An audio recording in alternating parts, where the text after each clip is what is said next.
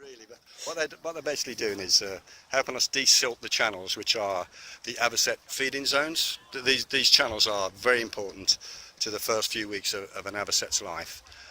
And over the last 10 years, we've noticed that these particular channels are where the action is. Basically, they're shallow enough to provide enough food to sustain the chicks throughout their growing weeks, and the adults later come and feed as well. It's also a good spectacle for people who come to the hides and see birds very close, rather than seeing them 200-300 yards away. They're 20 yards.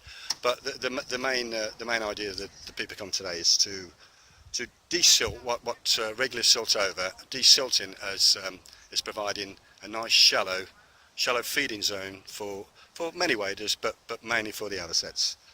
And by desilting it, we can allow for the water to drop to a lower level so the salt plants can be sustained, and at the same time provide good sustenance for feeding and breeding waders.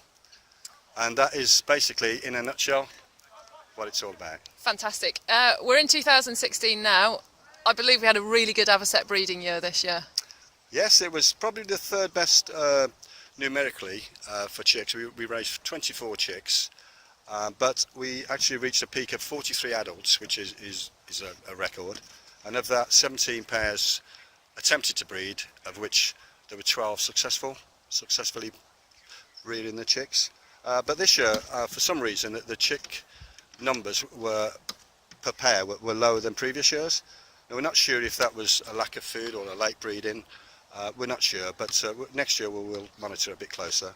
But usually we get 4 chicks per pair. This year it's averaged out probably 2, which it's not worrying. It's just a cycle that could have been weather related, a slow start to the breeding because of the cold, wet spring, and they probably didn't have enough time to raise that many chicks. So we're thankful for what they did, and hopefully next year will be a better year again.